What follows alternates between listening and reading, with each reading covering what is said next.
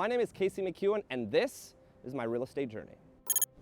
So my life began in 1989 when I was born. To be honest with you guys, my childhood was pretty nice. I had 3 other siblings and parents that are still together today. But to be brutally honest with you, when I turned 18, things kind of went a little bit sour. So when I turned 18, actually the day I turned 18, my sister brought me to a casino, and needless to say, the next 4 to 5 years of my life were a blur. That 4 to 5 years, I was struggling with a gambling addiction, and I didn't really understand the purpose of my life.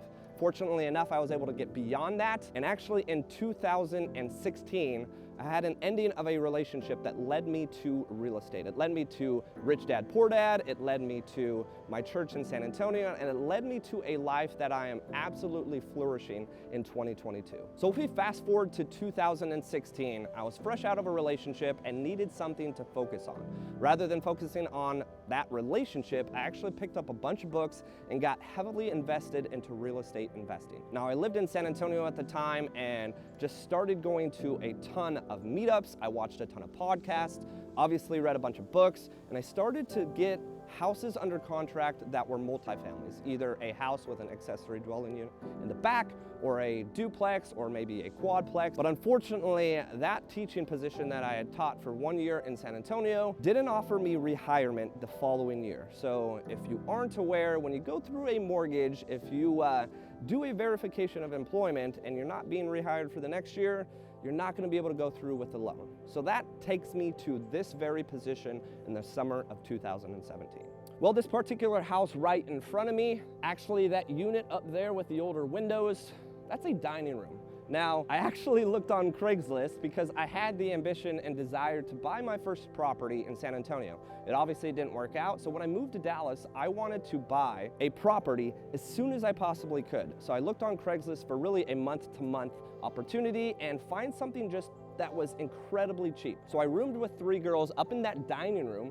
Technically, I had to shade it off to get some privacy. It was only $400 or $450 a month, and I lived there for a total of about 45 days until I purchased my first property. Now, you're gonna recognize a lot of similarities throughout my story, guys. A lot of it comes from sacrifice and how much I was willing to give up, not just my late 20s and my early 30s, but a lot of what I was willing to give up in terms of freedom, or a lot of what I was willing to give up just to be able to get where I am today. Now, the minute I got to Dallas, I got to work on trying to find a duplex, and I am a firm believer in everything happening for a reason. There was a reason why I put 4 houses under contract in San Antonio, and I didn't close any of them. Now, the last one that I actually had under contract didn't close because they did exactly that. They did a verification of employment, and as someone that hadn't even got his real estate license yet and definitely didn't complete a real estate transaction, I didn't know kind of how things worked. Well, obviously moved to Dallas, moved into that fine dining room, and I started looking for a property such as what you see behind me. Now, this is and was my very first purchase. Now, a lot of what I learned was definitely to utilize my VA loan and purchase a multifamily home. Now, in the Dallas-Fort Worth Metroplex, there are not a ton of triplexes, but there are a handful of duplexes and a good amount of fourplexes. Now,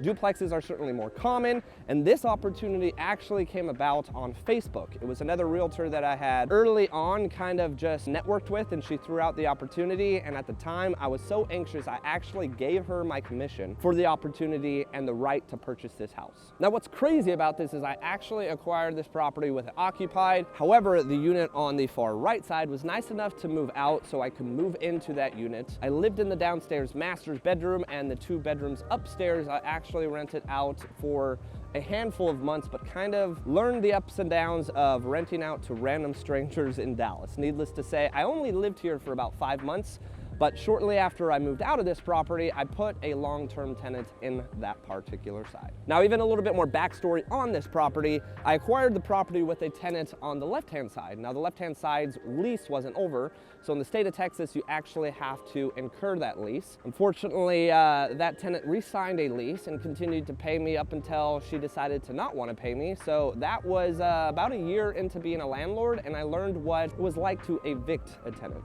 Now, for the first 5 months of owning this property, I did a couple Updates on the right-hand side, reminder, I was still only just teaching high school, so I didn't have a ton of extra side income to be able to improve that side, but a couple years later, I actually had the left-hand side flood, and I remodeled the entire downstairs. Now, obviously, this being my first property, it means a ton to me. I've been very fortunate and blessed with the opportunity to, really experience a lot of the ups and downs at this property. Obviously, I filed an eviction and kicked someone out. I also, when I sold the property, I dealt with a tenant that had been there for about 3 years, but absolutely trashed the place. So that was a headache in itself when it came to selling it. But this property may no longer be mine, but it's a property that I'm going to remember for the rest of my life. Well, we're gonna fast forward about 5 months here to the end of 2017. The end of 2017, I was still teaching high school at Coppell High School, which is comparatively to where I'm standing here behind, or I guess in front of my second property, was only about a 10-minute drive. Unfortunately, that duplex, my first property, was well over 30 minutes away from Coppell High School. But if you ran into traffic, sometimes it would be north of 45 minutes for me to get to work. So I was able to acquire this property with a low down payment option through a mortgage company of just 1% down, and move into this property and immediately put tenants, or I guess roommates, in 2 of the rooms for about $700 to $800 a piece. So all in all, between those, because this was a cheaper single family at only about $215,000, I wasn't paying most of my mortgage while I lived here. This is kind of when, being a landlord started to develop for me. Now, me personally, I have no personal business experience leading up to this at the end of 2017. Reminder, timeline-wise here, I had been teaching in Dallas for about 6 months. I'd got my real estate license for about 6 months, but it took me 5 months to complete just 1 transaction. So I was really just getting the ball rolling here and still kind of clueless when it comes to owning a business, let alone being a landlord. But I actually ran into some issues with just not getting along with roommates. Also, I wound up getting rid of the first 2 roommates I had, and then getting another tenant or roommate in here that rented out both rooms. A little backstory there, I got a notice in the mail from Nextdoor, which if you're not familiar, Nextdoor is an app that kind of just tells you what's going on in your neighborhood. And it said I could not partake in the app. I was kind of confused. Unfortunately, someone that lived at the house was a sex offender, and me knowing my history, that is obviously not me. So I did a little bit of research and found out that the guy that I didn't do a background check on, and I didn't do a credit check on because he had mutual friends and was in the real estate industry, kind of just, took it for granted at its namesake, and let him move in for about 6 months. I didn't say anything to him during those 6 months, but as soon as that 6-month period was over, I got him out, and no real issue or harm there. I was just completely uncomfortable with the fact. So little tidbit and a word of advice for you guys: if you're going to be renting out stuff, make sure you absolutely have a background check and absolutely do a credit check, because it can save you from situations like that. Now, this single family obviously means a lot to me. I did a ton of work myself to it, not me personally, but I paid for about $35,000 or $40,000 worth of work to this property. I can look and just imagine everything that's already been done to it. Obviously, I've sold it now, but this property gave me kind of a leg up in about 3.5 years later down the road, giving me my first 6-figure check profit from a property. Now, at the time, I had made $100,000 from real estate, but I had never made $100,000 in one day. So this was kind of the jump start to potential earning income in real estate investing. When you purchase a property, you spend a couple years in it, you get that advantage of not having to pay capital gains on it, you rent it out for some cash flow, and I can tell you, living in a single family, remodeling it, renting out the rooms is a tremendous way. If you don't want to go the duplex route, or you don't want to go the fourplex, triplex, multifamily route, single family and renting out the rooms, if you're a single guy or girl, is a huge opportunity. So I went from that duplex to this single family, lived here for about 2 years before I moved to my next property. My next property though was a fourplex, and once again, I used my VA loan. Well guys, we are back to my good old stomping grounds. I actually lived in one of these units at this fourplex here, which I'll show you in just 1 second, from about September of 2019 until I moved into the house I built at the end of 2020. Now, the reason why I'm actually able to stand on this grass and actually go up to the property today, I don't own the property, but I sold the property to a very, very good friend and client of mine. So I'm probably gonna be able to hear about this property for the foreseeable future unless he decides to offload it down the road. Now, by me selling it in December of 2021, I was fortunate enough to be able to profit a good amount of money. Now, the profit that I took from the sale of this fourplex was actually able to upgrade to a fourplex office space. I also wound up remodeling that office space, and that's where I house my real estate group now. But this was actually purchased with my VA loan. So we're talking about a property that I didn't put any money down. Now, I did do quite a bit of work to the property. It's one of the downsides for the fact that I wound up selling it much sooner than I wanted to, but it was a great investment for me for a couple of years, and it allowed me to upgrade to an even larger investment. Now, to give you guys an even closer look, I'm not gonna go too far down this walkway, but I lived in the corner left unit here on the back left-hand side. It was about 700 square feet. If you guys are familiar with who I am, I have 2 dogs, obviously if you're in 700 square feet, and I have a bunch of junk. I had a small living room, but it was just all of my stuff that I had moved in and never really unpacked even the entire time I lived there. I lived in my bedroom while I slept, and I lived in the other small bedroom to really run my real estate group out of. Or I should say really my real estate team that I was trying to develop, because at the time I didn't have any team members. I think I started to hire a videographer when I lived here, and I started to hire an assistant, but no one was obviously coming to my 700 square foot unit to work out of. Now, you may be asking why I decided to sell this. I think things just kind of lined up like they were supposed to. I'm a firm believer that everything happens for a reason. And if you guys turn the camera around here, you can kind of see a little bit of it, but it's not the nicest area. You can kind of see some trash in the streets. So the city of Irving, where this house is located at, for whatever reason, decided to really take this cul-de-sac or this street as well as the back street, which are all fourplexes, and really just hammer down on a lot of the trash issues here. So I think over a span of 6 months, I got 4 fines for $1,000 that I constantly had to jump on a Zoom call and talk with the city of Irving to try to fight it. They said, okay, hey, if you don't get any more citations in the next 30 days, we'll go ahead and release this. I'd wind up getting another citation. And this is actually something that happened after I lived here. So I no longer was living here. I was living in my new construction home. And there was just consistent issues with the fact that trash was being laid out here. And it's a whole debacle in itself. They picked up trash, I think at 5:30 or 6 o'clock in the morning. We were the very, very first stop. Most of the tenants dropped the trash off after that. So then it sits for 3 or 4 days. And because of the area, just people rummage through the trash and it just gets all over the road. Well, instead of dealing with that headache, I just grew frustrated with this property. I would say probably my first emotional knee-jerk reaction in real estate investing was I just got pissed off and I sold it to a client of mine. Now, again, I go back to being a firm believer that everything happens for a reason. I used a 1031 exchange. At the time, I had no commercial property lined up, but 7 months, 8 months later, and I can say that I'm absolutely loving the location of my new office. I'm loving my office itself, and I'm excited for that investment moving forward. Now this, guys, is where the hard work started to truly pay off. Now you can see, I'm going to show you across the street from the primary residence that I built from the ground up. You can see that there's a ton of demo going on over here. Now obviously this is currently happening. There's actually 4 houses. I think 3 of them as of now have been demoed. All of this work started yesterday. It's ironic that I'm filming this video and they're just now doing that. If you want an idea, look over here. This is a actual, I believe 4 or 5 unit, I think 5 unit townhome complex. I believe 2 of those are gonna be going over there, completely changing the style of this street. And if you look, there's really only 1 house left on this street, just like my house back in 2020 was originally a 1900s home. We've only got 1 left on our street. The reason why this probably was the biggest change in my life was because no longer was I sacrificing areas, no longer was I sacrificing my own livelihood, I guess you could say, by living in rougher neighborhoods, by living in, small units, by living in even rougher housing, because at the end of the day, I truly sacrificed a ton within the first 3 years of being licensed. But this particular house is indeed the house that I've been living in since the beginning, I guess middle of 2020. And I'll give you guys a quick glance of what we're looking at here.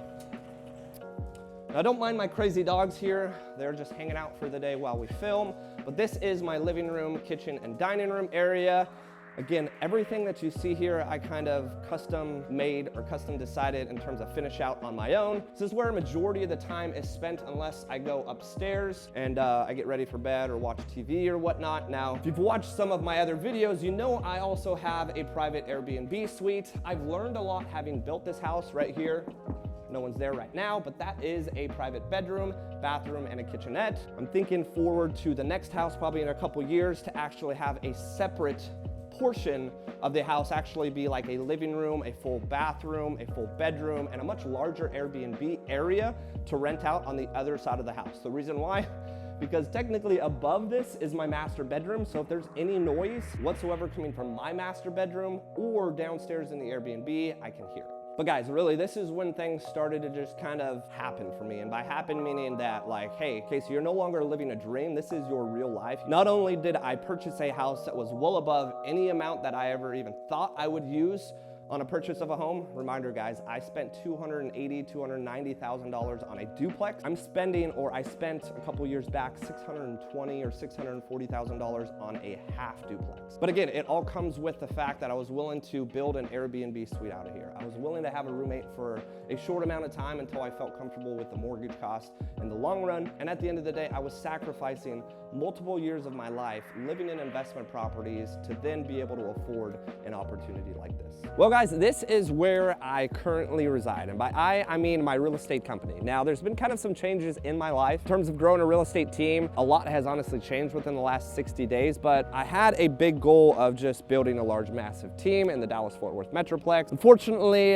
some relationships went a little bit sour, and I realized all the time and effort that I was investing into real estate, just building this massive team and having this tremendous office, wasn't my forte. So instead, I'm actually growing my national brokerage and just gonna house this as local, kind of the spot that people come to from my brokerage. Now I'm still gonna have KMAC Realty Group, still gonna continue to grow, but this commercial building is gonna be highly utilized moving forward. Now the beauty of real estate investing is I didn't just jump into commercial, right? I didn't just jump into commercial investing. I actually used the profits from a previous investment to be able to build up from a 4-unit residential small fourplex to what you guys see here today. And I'll just walk with you here. You're gonna see 4 different units all the way down here that actually house a med spa at the end, a tech company here, and then the other 2 doors, including one right here and one at the end. It's a 4-unit commercial office space. So now I have 4 tenants. Technically I have, the 2 tenants that I'm a landlord with, and 2 tenants being KMAC Realty Group. So KMAC Realty Group, and this is kind of a tax saving strategy for you. I'm actually renting this place out. KMAC Realty Group is renting this place out to my separate entity, which is my KMAC Rentals LLC. Now what's really cool about all of this is if you go back to my first duplex, if you go back to my single family, both of those properties for the most part is where KMAC Realty Group, or even back in the day when I first named my company as KMAC the Agent, because there was only one agent being myself, just building a company up, and I eventually transitioned into what I call KMAC Realty Group because it's going to be and is a larger group now. But I look back and I see myself, working my butt off in a duplex in a rough area of town, or if I look back in a large master bedroom that I had in a house that I was just currently, and for over the course of 2 years, remodeling, to be able to come and look at myself running a business out of this office space that's as large as my own home now at 2,600 square feet. Now I've obviously had some big moments in my personal life as far as purchasing my primary residence, but from a business standpoint, you're not going to get truly a bigger and more proud moment in my life than buying your own commercial building. And I can tell you just from experience, there isn't a lot of real estate companies out there that actually own the building that they're in. A majority actually lease. So it's even more special the fact that I get to basically double dip. I get to pay myself to operate out of a commercial building that's now a long-term investment for myself. Well guys, this is where my current story stands. It's July 27th, 2022, and I've gotten an update as of this morning that they are laying blocks for my Broken Bow cabin. Now my Broken Bow cabin is probably the first, maybe technically second investment property that I purchased that means a whole lot to me. Now, a lot of what we are taught as investors are not to get emotionally attached to an investment. Obviously, I built my home, my primary house where I live and have been living for close to 2 years. It's got a safe place and a certain part in my heart for me, but this Broken Bow cabin is something that's probably going to remain in my family for decades to come. Now, when it comes to my cabin, it also stems from my very first investment property. I took the proceeds from that to be able to purchase or put down as a down payment with a 1031 exchange to buy this Broken Bow cabin. And to be quite frank with you guys, I wanted to buy like a 1-bedroom Broken Bow cabin. I didn't have any intention on selling one of my investment properties. I just wanted to look at another opportunity as a short-term rental. But when I started comparing the costs and looking at a one bedroom just place that I could take a wife to, maybe a newborn child to for a weekend, it was gonna be anywhere from $700,000 to $800,000 for a small one bedroom cabin with maybe a flex space to be able to sleep 4. And all in all, I'm at about 1.1 overall purchase. So we're talking only $300,000 to $400,000 more, and my cabin is gonna be able to sleep 16 people. Now that's 16 people, maybe down the road, that's my wife and my family coming together to meet or spend a long weekend together. That could be a very nice weekend for a future family of myself. If I get married and have 4 kids and have 2 dogs running around, we're gonna have a massive cabin that sleeps 16, but plenty of space for all of us to enjoy. But even more than that, I was raised in the same household until I left at 19 years old. I also was raised up in the mountains for a majority of the time during the winters, and even probably within the last 15 years, my parents bought a cabin up in the mountains for themselves to enjoy. Now this is a place that they currently enjoy being retired, but they weren't fortunate enough to have this when they were younger, when I was a child, to be able to go up to every single summer or go up to every single winter.